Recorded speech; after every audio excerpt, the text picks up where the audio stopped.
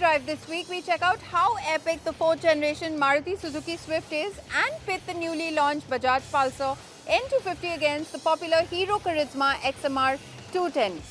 Hello and welcome to Overdrive. I am Soini Dutt. The 4th generation of the Maruti Suzuki Swift has entered the Indian market. It now comes with a new engine which is more fuel efficient than before and an automated manual transmission. Maruti Suzuki is calling this Swift an epic Swift. Is it though really? Let's find out. It's pretty hot. It's the month of May.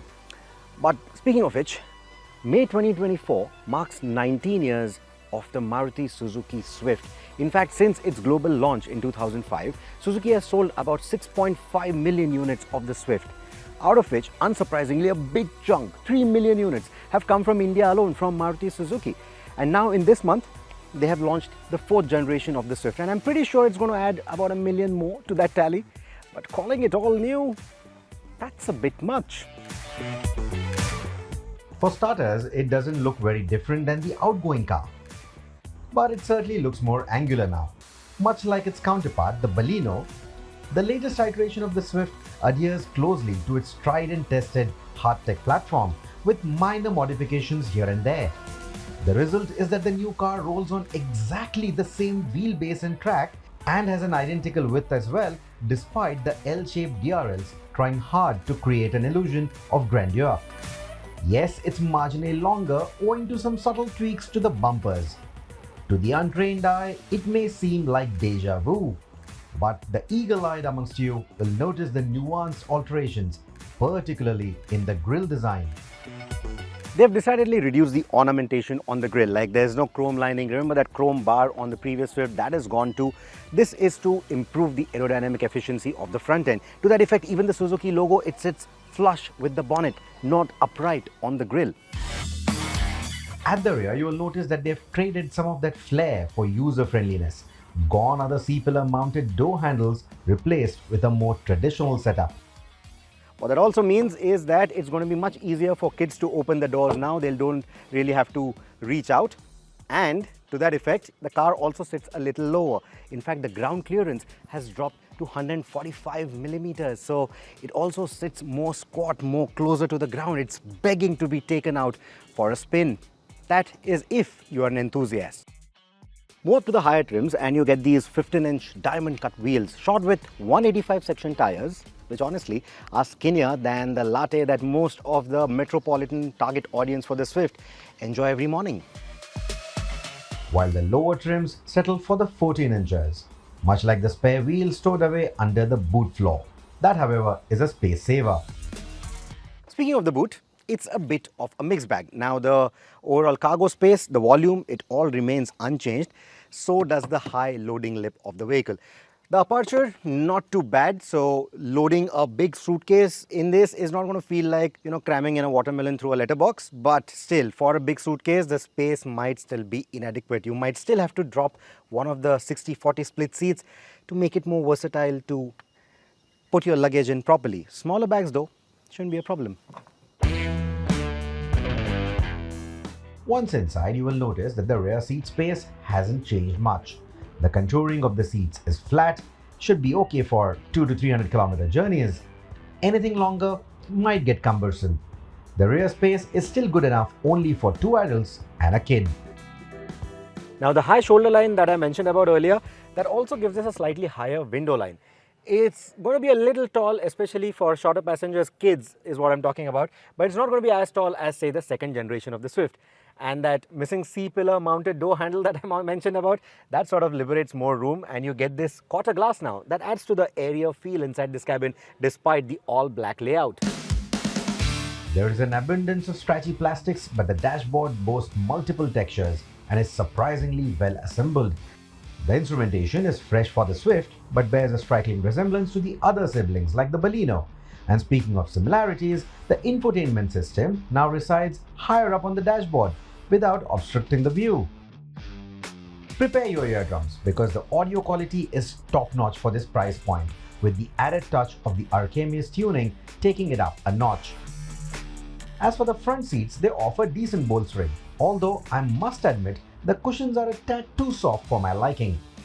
Nevertheless, they are generously proportioned and bonus points for the height adjustable driver's seat.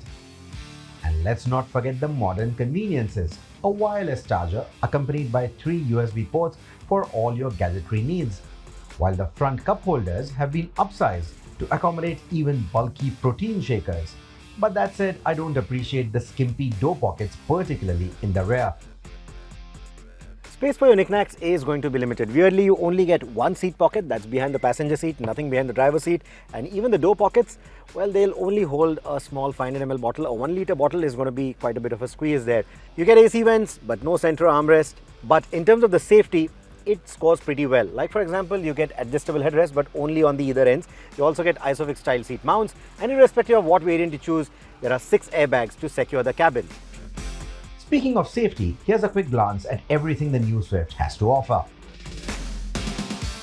The big headline for the Swift is of course the new engine. It's a 1.2 litre 3-cylinder engine. So it's lost a cylinder. The GoPro is already shaking. Some of the other things, including the rearview mirror, is shaking a bit. That's the inherent nature of a 3-cylinder engine, right? You have that thummy note and you get those pedal vibrations. Of course, things smoothen out the moment you're past 1500 RPM, everything gets better.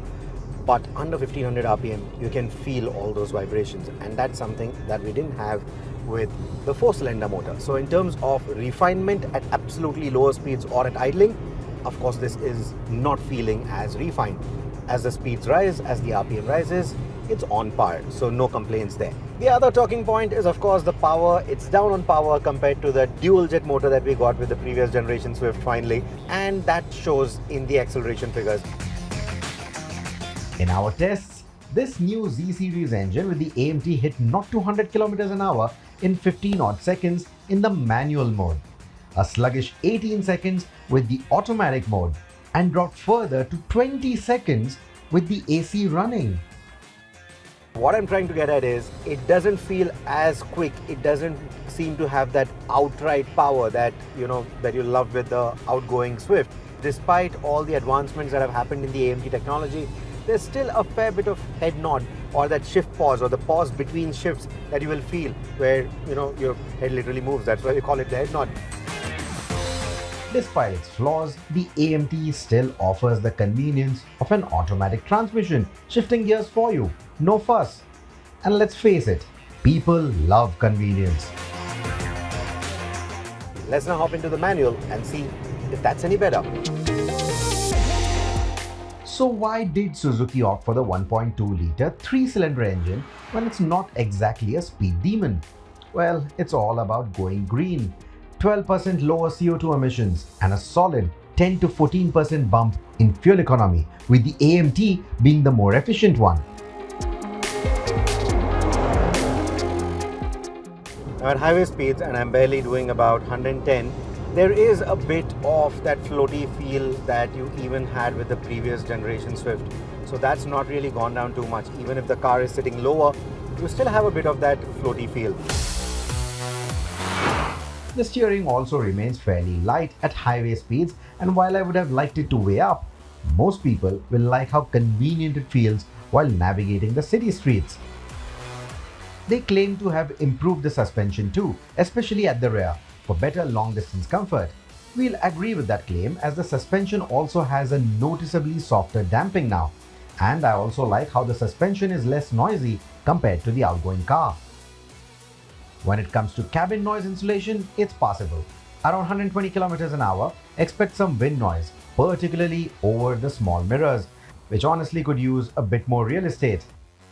Honestly speaking, the new Swift is good, but it still leaves me wanting in more areas than one.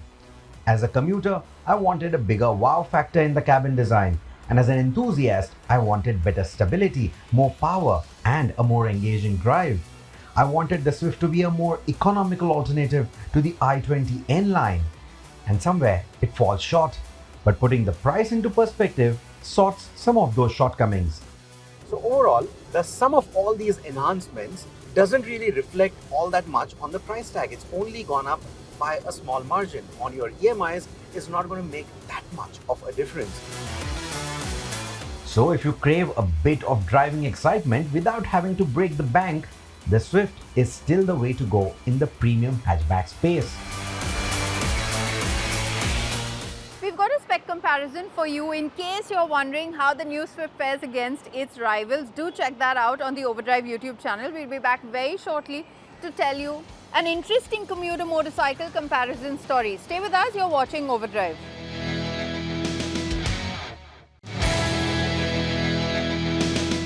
Welcome back, you're with us on Overdrive. With new engine and cutting-edge features, the new Bajaj Pulsar N250 and the Hero Karizma XMR 210 provide edge-of-the-seat entertainment, yet cater to distinct tastes as well as riding styles.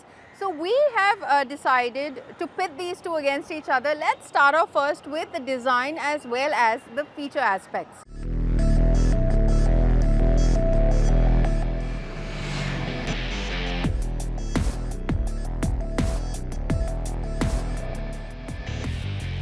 Karizma and the Bajaj Pulsar. It's a rivalry that is a classic tale in India's two-wheeler history. A battle that has spanned over 2 decades. These here are their latest iterations. From the design perspective, the Hero Karizma XMR and the Bajaj Pulsar N250 continue to present distinct aesthetics catering to different tastes, just the way their predecessors did. Yet again is the Karizma with the more number of plastics. In fact, this time around they've gone with a full fairing, but the design leaves very little room for crash bobbins or frame sliders. And then you have these mirrors which look good, look very sporty, but they don't really fold unless you're going to use Allen keys. So that can become a bit cumbersome while negotiating traffic, especially in the bumper-to-bumper city traffic. And when you're out on the highway, you can cut a bit of that wind resistance with an adjustable visor. But the kind of concern that I had with it when I rode it for the first time, this button does get stuck in between sometimes, now that dust has started accumulating in it. The XMR isn't your typical sport tourer like its predecessors were, and has a compact, sporty form reminiscent of the Yamaha YZF R15, which also happens to be one of its primary competitors. The twin-pot LED headlight has better throw and spread than the Pulsar, but its sophisticated design has polarized onlookers. The petal discs add to the oomph, and the XMR, like its predecessors, manages to turn more heads, especially in this shade of yellow. The Pulsar, on the other hand, sticks to tradition. It's a sporty, naked design. Yet at the same time, it's a big departure from the design theme that we've seen on the preceding Pulsars. The single projector beam lamp, edgy and angular styling, and the absence of a windscreen underscore its fresh approach. And on the 2024 model, they've also thrown in new graphics. The upside-down forks, despite their slim 37mm diameter, add more meat to the Pulsar's design, making it look more imposing. The Karizma, on the other hand, looks lean and sporty. The Karizma is slightly heavier, likely due to its additional bodywork, and surprisingly has higher seats despite its compact appearance. But long-distance comfort for the rider is better in this saddle. Both the Karizma and the N250 have split-seat designs, but the Pulsar's rear seat is notably more comfortable for larger or side-standing pillions. In terms of fit, finish and paint quality, the Pulsar N250 appears to have a slight edge, and you're likely to have lesser creaks and rattles from these pedals compared to the Karizma. Reminds me of the early 2000s all over again. The Karizma comes with a smart-looking instrumentation, and you can also get one with an eSIM and connected tech if you see value in it. The Pulsar, on the other hand, is still playing catch-up in this department, and the new instrumentation follows the norm with Bluetooth connectivity, telephony alerts, and turn-by-turn navigation. But as I always say, I would rather mount a phone with Google Maps for better navigation. And from that perspective, the standard handlebar on the Pulsar is more accommodating for a phone mount than the clip-ons on the Karizma. But as the points go, the Karizma scores higher in the features department for its smarter instrumentation and adjustable visor. Time to head into our final break here on the show, but coming up on the other side, we'll tell you which of these two commuter motorcycles you should put your money on. Stay with us, you're watching Overdrive.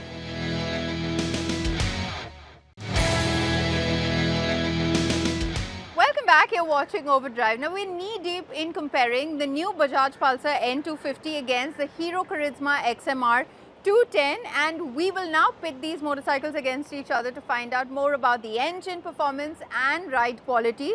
So which one should you put your money on? Let's find out. On the powertrain front, both the engines are very closely matched in terms of their power and torque outputs.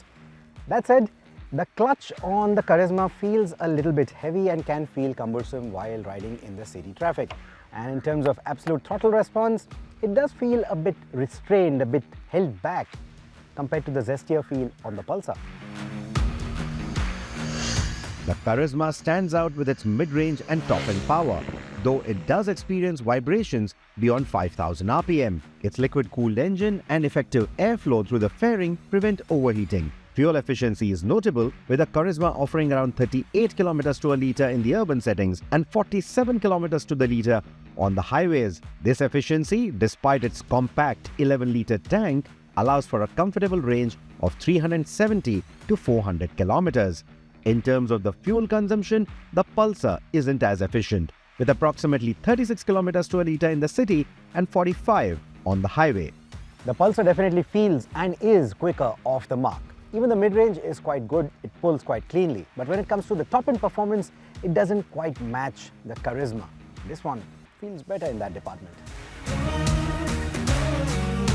It manages the 0 to 100 km/h dash slightly quicker than the Karizma. While both motorcycles seem to have a similar ceiling for their top speeds, the Karizma feels more comfortable whizzing past 125 km/h. In the city, the Pulsar's clutch is a bit lighter though, but the gear shifts can feel a bit notchy. Its cooling system effectively manages engine heat. The Hero Karizma XMR and the Bajaj Pulsar N250 offer a vivid blend of agility and stability. Both the bikes sport MRF Zapper tires, but the bikes feel different in the way they handle. Now, both these motorcycles employ almost similar rubber, MRF Zapper FY on this, Zapper FX on this. The tire sizes are slightly different. You get a 100 section front on the Karizma versus a 110 on the Pulsar. Of course, you can read that in the brochure as well. But what I'm trying to say here is, in terms of winding roads or fast flowing corners, the Karizma actually feels a lot more stable through the corner. Even direction changes at highway speeds feel much better on the Karizma, again highlighting the fact that this is the better highway operator. But when it comes to fast switchbacks or changing directions quickly, the Pulsar does a much better job. It feels more flickable in that sense. Now, it sort of mimics the effects of a shorter wheelbase compared to the Karizma, but the interesting fact is that in its previous avatar, it had the identical wheelbase to the Karizma, 1351 millimeters. However, with its update, it's somehow gone down to 1342.